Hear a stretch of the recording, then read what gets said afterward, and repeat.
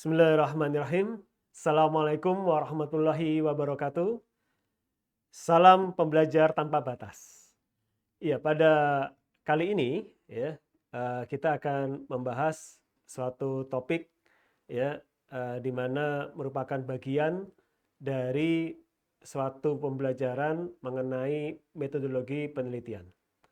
Ya, jadi di antara sekian tahapan atau dalam sekian komponen yang ada ketika kita menulis suatu karya ilmiah, ada dua komponen yang dinilai cukup sering membuat galau para peneliti atau mungkin para mahasiswa ya yang sedang menyusun skripsi, tesis, KTA atau bahkan juga disertasi.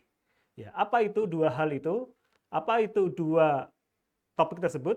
Yaitu mengenai rumus sampel dan uji statistik. Apakah kemudian ini mengenai bagaimana melakukan uji statistik? Ternyata tidak.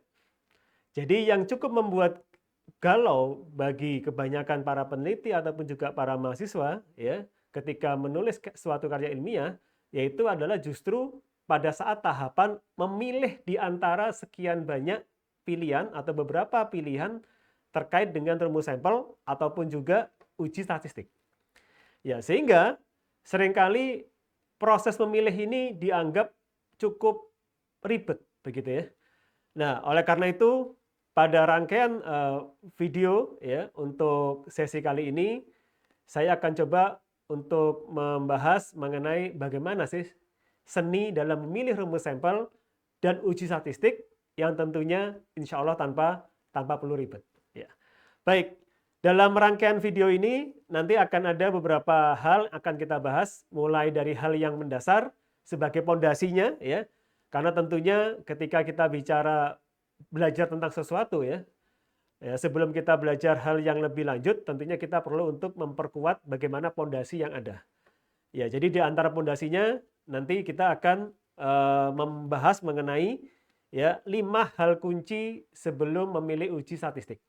Ya, di antara nanti ada bagaimana apa itu data, ya kemudian bagaimana relevansi dari rumusan masalah dan tujuan penelitian, ya kemudian juga terkait dengan desain atau rancangan penelitian, ya serta juga variabel penelitian, dan tentunya nanti juga terkait dengan kerangka konseptual.